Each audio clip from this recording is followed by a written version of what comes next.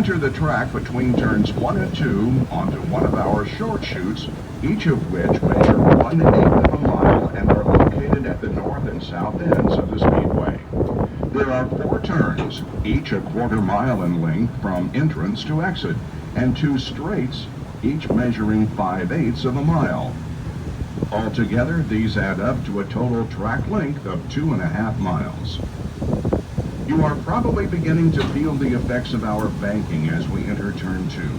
Each of our turns maintain their original 9 degrees and 12 minutes of banking, the same as in 1909.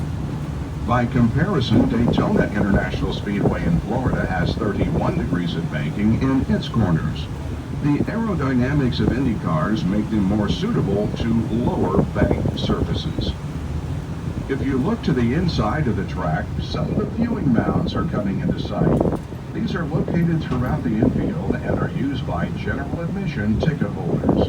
To put the size of the speedway in perspective, you can take all 14 football stadiums of the Big Ten Conference and fit them comfortably within the grounds of the Indianapolis Motor Speedway.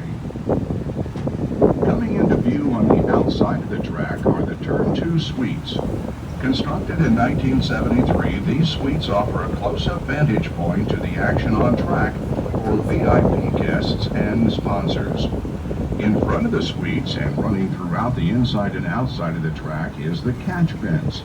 This extension of the wall is vital for keeping debris from entering and exiting the spectator area. As we ride along the backstretch, you will note that the surface is asphalt. This is the only change to the original oval layout. If you're wondering what happened to all those bricks, most of them are still beneath us, buried under several layers of asphalt. You may now notice a golf course on either side of us. The original course was opened in 1929. There have since been various configurations culminating with a major redesign in 1992 by legendary course designer Pete Dye. There are now 4 holes on the inside of the track and 14 beyond the backstretch to your right. If Indy cars were on the track right now, you would be seeing them speed by at roughly 235 miles an hour or 378 kilometers per hour. This would allow them to cover a football field in 9/10 of a second. For safety purposes, we keep our trams restrained to a more leisurely pace. The Speedway has seen many forms of racing in its century plus of existence. Since 1909, America's premier open-wheel series, which has become known as IndyCar, has run here. Austrian-born engineer Louis Schwitzer won the very first car race held on the track, a 2-lap 5-mile sprint averaging just over 57 miles an hour. Beginning in 1994, NASCAR has contested the Brickyard 400. Jeff Gordon won his first of 5 Brickyards in August of that year. The infield road course was installed primarily to attract Formula One at the turn of the millennium.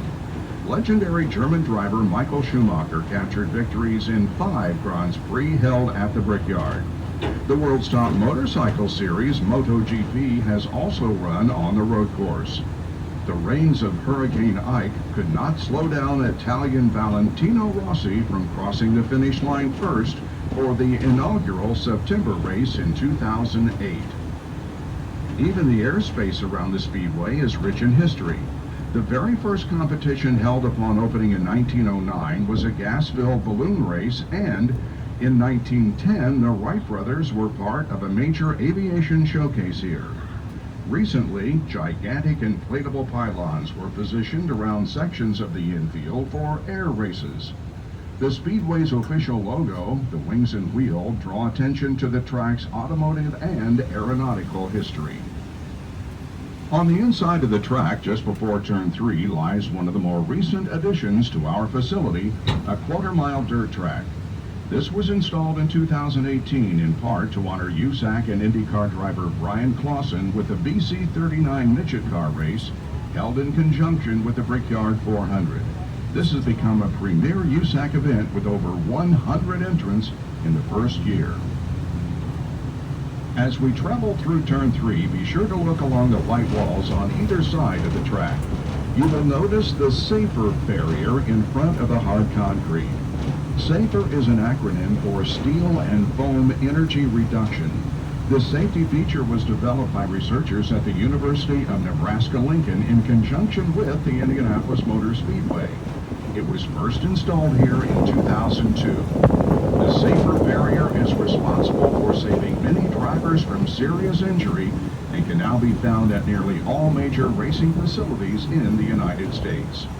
Famed World War I flying ace Eddie Rickenbacker purchased the Indianapolis Motor Speedway in 1927. Captain Rickenbacker competed in the 500 before he learned how to fly an airplane. He successfully guided the track through the Great Depression with no halt in racing. There were no events held here from 1942 through 45 as the result of World War II. Unlike the First World War, where the ground served as an aviation repair and refueling depot, the track was largely unused and began to be reclaimed by nature.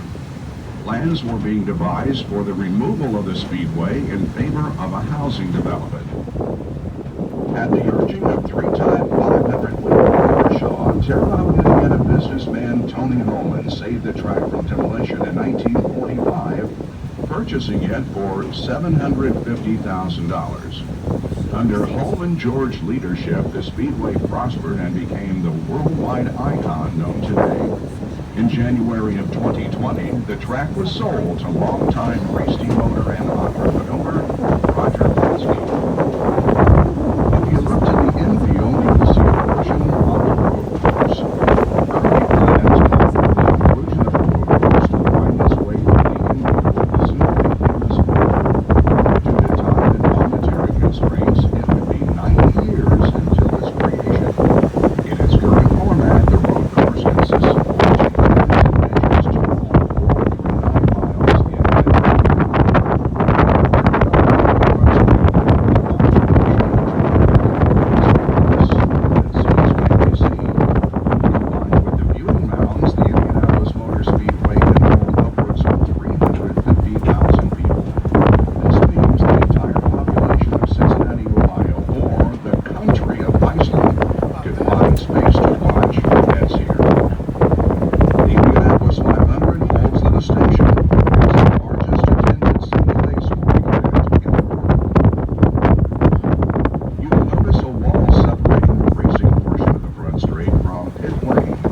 The original version of this was installed in 1957, and it may have been the first of its kind anywhere in the world. The innovation allowed an area for cars to slow while they accelerated from the high-speed action on track. During the early days of the 500, pit stops would last several minutes, often with a relief driver temporarily taking over for the exhausted courage of the pilot. Today, Indy car crews can change a full set of tires and keep up a car in less than 8 seconds.